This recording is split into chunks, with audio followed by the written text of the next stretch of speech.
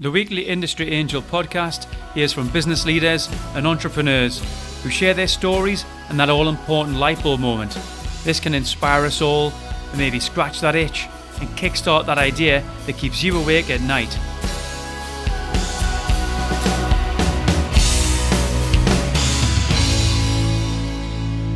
Welcome to episode 39 of the Industry Angel. Well, I hope you enjoyed the first episode of the new year. It's a bit of a distant memory, is it, the new year? You know, when you first see people for the first few weeks, it's like all the best and, you know, have a good year. But it's a distant memory now. Can we still say Happy New Year? I don't think so. Anyway, stop rambling, Ian. We've got a lot to cover on this episode. I'm going to dive right in. If you cast your minds back just a little way to episode 31, that was with Adele McClay. Well, it was a really popular episode. I received lots of feedback. So Adele is hosting a free online business growth bootcamp. Now, I know you're going to be interested in this. There's 35 speakers over this webinar, all talking around strategy, leadership, branding, sales, teams, customer service, marketing, finance, and many more. And I was honoured to be asked to take part. So there's a session from myself talking around shaping your business model. The bootcamp takes place from the 30th of January until the 5th of Feb. It's free, but you must register. You can do this on industryangel.com or far-north.com. There are links in the blog articles on both of those websites. Drop me a line if you need any further info. Let us know if you're attending as well. It's going to be really good. Thanks to today's sponsor, Northeast-based Pit Stop Business Supplies. Pit Stop supply businesses and home office customers with a wide range of stationery products, from pens and paper to contemporary office furniture and design. They've got access to over 25,000 products, all available for next day delivery, with a vast amount of stock that can be delivered the same day. Head over to pitstopbusinesssupplies.co.uk. Today we have fellow podcaster and thought strategist, Alison Donaghey. Welcome to the show, Alison. Thank you so much, and thanks for getting my name right. That was remarkable. People don't always get that right. Really? Well, where's it from? Well, your neck of the woods. There you go. Come on. What's your history? Irish or? My dad was Scottish. My mom's English. So I actually have dual citizenship. Okay. Yeah. And do you? I do. I'm not quite sure with the whole Brexit thing, if it's a good idea to come on over, but wow. I'm sure maybe you'll tell me after the show how well that's going. So have you got two passports then? I do. Wow. I do. It's pretty cool. It makes traveling a little bit easier. Yeah, but you leave on one passport and arrive on the other. Is that right? Yeah, that sometimes messes with their head though. Yeah, definitely. So you're in British Columbia, aren't you? I am. I have a theme for the British. I am, way on the West Coast, so quite a ways from you right now. It's beautiful. Have you got your boots out yet? No, well, we're on the island, so our weather's an awful lot like yours. So we get a lot of British people moving here because it feels like home to them. A lot of rain. Yeah, we are going through a bit of a rainy patch. So you specialise, Alison, in challenging people to think. I do. We're going to say think many times here, aren't we? But you challenge people to think about what they think about, and that's to think correct. They think the opposite at least once a day. That's what I try, because I think if we can do it once a day, then it will put us in the practice of doing it more frequently. Ideally, we'll just do it all the time, but we have to start somewhere, and once a day makes it quite easy for people. So my question to you, what was your thinking behind this? Was there a particular event, Alison, that sort of caused you to reevaluate your thoughts around this? I think my entire life I've thought about things differently. And so I was always that kid in class who the teachers hated because I'd say, hang on a second, that doesn't make sense. Why did you say that? This is what you really should be saying because this is what you mean. And you want us to think this. And teachers used to just go mental with me. They really did. And I feel bad for them a little bit. Well, not really. It was their job. But it's tough when you have a class full of 30 kids and then there's that one me saying, no, that's not what you said yesterday. And so I really pick up on all those continuities. And when people start having contradictions within their thought process. And I always thought it was a bad thing because I'd been criticized about it for my whole life. And then as I became an adult and I started my own business and I realized how much better it was working for me than my counterparts. And then people started coming to me saying, oh, well, what about this? And what about that? And then I could help people think through things, which led me to writing my first book, which is now leading me to writing my second book. And it's interesting. I think we need communication now more than ever. I didn't know you'd wrote a book. Yes, I published it. It launched in September. It's called Change Your Business, Change the World, the domino effect of your thinking. And it talks about how we can use our business as more than just a way of making money. We can actually use it as a tool to change our lives and the lives of the people around us. And if we use our domino thinking process, we can think about where we're at with an idea, contemplate where it's going to land, and then act on that said idea. Most people just have an idea, they act on it without much thought. But when we can think about, oh, this is where I want to go and that thought's not going to take me there, then we can readjust at the beginning, think differently about it, think the opposite perhaps, and head the direction that we want to, making the decisions that are going to get us there. And is there any particular business or person that this book is sort of geared towards? Is it like a new founded small business entrepreneur or? Well, I've been getting comments from all sorts of people who have read it. In fact, I had one woman phone up. She said she was a business owner. She goes, great book, really easy to read. But what I really appreciated was the fact that I can have a better relationship with my son. And I went, what?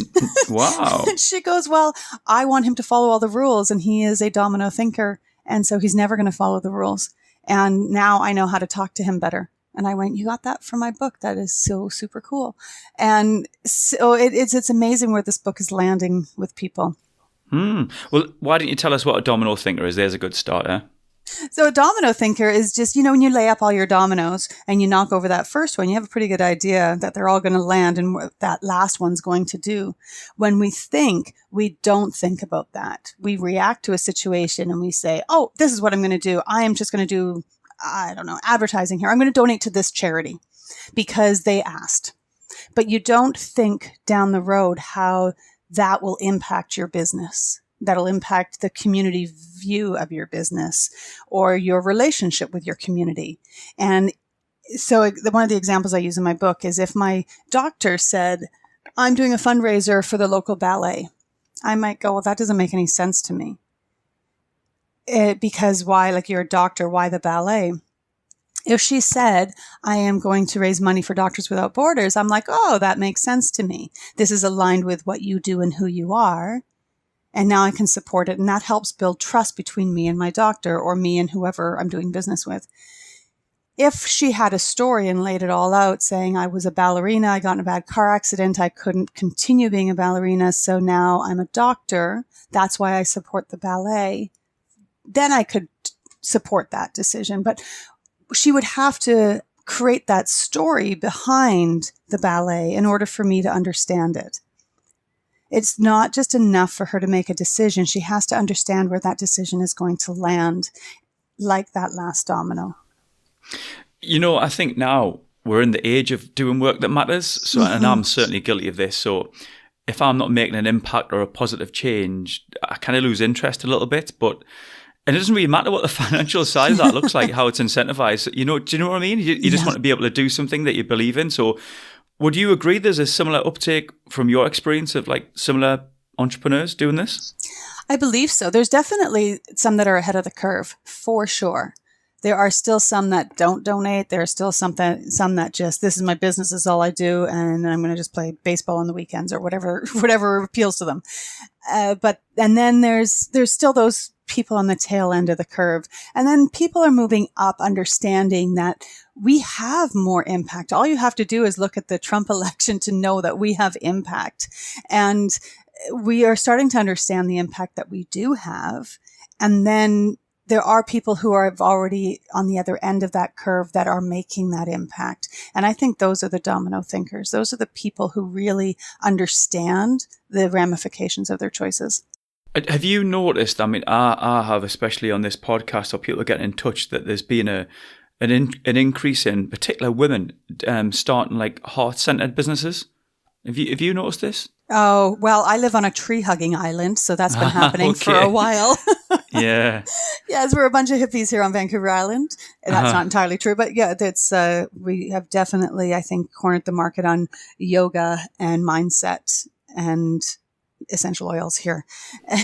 And Essential oils. and that's not to mock it. There's an awful lot of value in it. Yeah. It does help us slow down. It does help us to connect with who we are, which has huge value. But women are definitely stepping up in a way that they haven't in the past, for sure. And it's creating a bit of flux, I think, in the world. But I think eventually that will level out and we will be the better for it. You mentioned mindset, and everybody is talking mindset now. Like everybody. It's unbelievable. And I don't know. What do you think about that? Is it a term that's being used too frequently now and people are jumping on this bandwagon? Yeah, it's up there with coaching, right? Everybody's doing it. Everybody's talking about it. And I think it's like any other industry, though. There are a few people who do things very, very well and they deserve the title. And then there's the people who think they understand the concept. And we do this with concepts all the time. And I'll find a term that I like. Like right now, I'm really liking echo chambers, and I'm using that a lot because we are stuck in our echo chambers. And now I'm seeing it pop up, and I'm like, damn, they're going to ruin my word. Have you not took a domain out yet, or have you not got a trademark? I should, and I should just be like, you have to pass this test in order to use this word. But that's not happening. I think it is overdone. And the really sad thing is it waters down the concept so much that people stop believing in it. I notice also, people doing this sort of Freedom Friday thing where they're going to take literally a day off and they're going to work on the business, not in it. And I push that from a business point of view. I always encourage people to look at the business, but now it's becoming quite trendy now to do this Freedom Friday thing. It is. As a business owner, I don't understand it. I don't know how they can get a luxury of one day a week to look at the business. Really? There's that. I don't even know why they'd want it. I like working. I do. I get criticized for it and I don't care. I just think I could be out playing tennis or doing whatever it is, and I somehow wouldn't get criticized for that. But because I am working and people are, why don't you take a day off? Like, you need to take time off. I don't need actually to do anything. I will travel. And when I'm traveling, I do take a fair amount of time off. But the in-between times, I don't understand the concept of taking a day off. No, you'll have to listen to one of my early podcasts with a guy called Graham Alcott, who talks about productivity and how Graham doesn't read emails for a few days and he picks one day a week, like a Tuesday or something, where he'll answer emails. And I still can't get my head around this. Oh, well, and I suppose with certain industries that works. Like my other business, I own a house painting company. I've had it for 17 years. And my son is moving into taking it over. And so I am moving more into the thought strategy work. And if I waited a week to answer emails or phone calls, I would lose clients. I'd be out of business. Sure. I've had people phone me on Christmas Day asking for a painting estimate. And I'm like, really? Really? I'm just going to have to hang up on you. well, your painting business, isn't it all women? No. Oh, I thought it was an all-woman painting. It's Sunshine Girls Painting is the name of the company. Yeah, I know. Sunshine is spelled S-O-N, and after my son. I see. Yeah, but that's not even how it started. Like when I first started my company, I'd been working for my boyfriend at the time, and every time I went to do a job, people would say to me, "You can't do this. You're a girl." Or if I went to price a job, they're like, "You don't know how to deal with money. I want to talk to the guy involved." And so when he died and I started my company, I just went, I don't want to deal with those people. So if I tell them I'm a girl from the get-go, they just won't call me. It was a beautiful thing. And they didn't. I didn't expect, and this is that domino thinking was not in effect back there for me. I didn't expect people to assume it was going to be an all-female company. And because if you have like Malcolm and Sons Engineering, nobody questions if there's girls working for them. Mm-hmm. Right. But if it's Sunshine Girls, then people question that it should all be girls. And it's a kind of an interesting phenomenon, but that's all part of our interpretation of boy jobs, girl jobs, feminism, non-feminism, all that goes along with it. So if your son's going to take over the business, what do his friends think about this?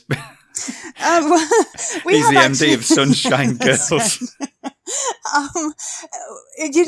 The irony is that my customers don't mind at all. It's a very it's a feminine-centered business, which means that we have a lot of communication. Our communication is extremely clear. We do, and I don't want to call it hand-holding, but we really walk people through the process. And so it's a feminine approach. It doesn't have to be executed by a woman to be feminine. We just care about our customers in a different way, in a way that's unusual for the trades.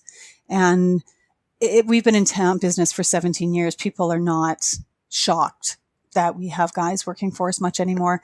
Other painting companies don't like it, but then if they focused on their business rather than mine, they wouldn't have to worry about what I was doing.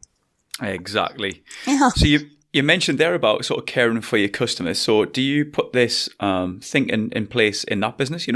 Let's have a think about this opposite thinking. Could you give me some examples of where this has worked or some extreme ones? Well, I was at a paint store one day and there was a fellow painter picking up paint and the guy behind the counter said to him, "This color is going to be hideous." And the guy said, "Yeah." And he goes, "Where's it going?" And he goes, "Well, the whole house." And I said to the guy, I said, "Well, why aren't you telling the customer it's going to be horrible?" And he said, "It's not my problem." And I went, "Wow, how is that not your problem?" And he said, "Because it's just my job to put paint on the wall." And I got thinking about this and I thought, no, that's not okay for my company. It's okay for his, not okay for mine. And so what would the opposite of that look like? And so I thought, well, if I start really helping my customers with their colors, that will help them avoid paying for 2 paint jobs. And so I started helping my customers. And then I realized that all of my customers liked exactly the same colors that I did. And I thought, this can't be possible. And I thought, I'm just telling people what they like. I'm not actually asking them what they like. And then this becomes that communication process that Think Opposite has to include. And so I started asking people how they were looking at colors. And then I designed a program to teach people how to avoid the mistakes that everybody makes. So now I have an online program that teaches people how to avoid the mistakes so that they can be empowered to pick their own colors. So it started out as some other painter putting ugly colors on somebody's wall, which ended up in me creating a course for people to empower themselves. And is that what how does your course run? It's an online course. Right, okay. Yeah, it's called yourperfectcolors.com. I had to spell it the American way, COLORS. Oh, yeah. Which as a British Canadian, it offends me, but but that's what people search when they search. So yeah, and it's just a course to help people get through that process. And I think whenever we can look at our business and see it from the perspective of the person buying our services or our whatever it is that we're selling, whatever they're buying from us, if we can think about what their experience is instead of thinking about what our experience is, we can provide better service. And so we're thinking of it from the opposite side. We're thinking it from the customer perspective, what their needs and wants are. So we're going to say that swear word of mindset. So it's killing me. So if you're speaking with people who have got a kind of a negative mindset, is this what you try to do? Try to get them to change, or maybe people with a positive one? Have you thought from that angle? Is that what this opposite thinking is all about? Sometimes it's just about really understanding what it is that we think. So sometimes I use like the pro-life, pro-choice example. Okay. If you are totally pro-life, I don't care. We need people from both camps. It's totally fine. If you're pro-life, what is the ramifications of being strict in that belief? Does it mean that women will go to jail if they have an abortion? If they go to jail, will they be subjected to the death penalty? Because in theory, it's premeditated murder if abortion is outlawed. So if you're a pro-lifer, are you okay with that outcome? And if you're not, I'm not telling you not to be a pro-lifer. I'm just saying maybe change the way you approach it at the beginning so that you don't end up with that potential outcome. If you are into pro-choice, that's great. But where is that going to land? If I have the right to do whatever it is that I want with my body, what about dying with dignity? That's the eventuality of that. I can't support pro-choice if I don't support dying with dignity. And if I don't support dying with dignity, then I need to relook at what I really do believe and where that comes from. Is that just something that I heard some feminists say? And so I'm like, oh, I'm a feminist. I should believe in pro-choice too. Have I really examined why I believe what I believe? Is this not just playing devil's advocate then? In a way. Yeah. Right, okay. Yeah. Even things like you're driving down the street, and this is what you can implement daily. You're driving down the street and you're thinking, oh, this guy behind me is such a jerk. He's tailgating me. He's going over the speed limit and I hate him. And you do realize that everybody's nodding now while they're driving along listening to this, because that happens frequently now, doesn't it? Yes. When it happens to me, I start getting irritated. I can feel myself tense up. I'm just like, ugh. But if I take a second, I take a deep breath and I think, oh, maybe he just got a phone call that his mother's in the hospital. And he's in a hurry to get to the hospital. All of a sudden, I calm down. I pull over. I let him go by. And I don't hate him. And none of that was I doing any, I wasn't doing any of that for him. That was all for me. And I was able to change my perspective to think opposite about what his situation may or may not be. And it doesn't matter if it's the truth or not. It makes me feel better. It stops putting that negative hostility out into the world, and it doesn't ruin my entire day. Like empowerment. Yeah. That's another one of those great words, isn't it? It is indeed. It is. You mentioned something that was quite interesting there about, I know we're talking about pro-life, not getting too deep, but what was interesting was you said that some people can just hear something and then suddenly jump on that bandwagon, but without thinking it through. Mm-hmm. And I guess you guys have not wanting to go too deep with politics. I think you mentioned Trump as well. I guess you've had a lot of that over the last few months, really, about people reading something that isn't true or people talking about, and just, it's been crazy. It is. And it's so prevalent. Like, we're in Canada, but we are still impacted by everything that happens in the States. Like, it's that, you drop a pebble in the beach in Alabama and we feel it up here.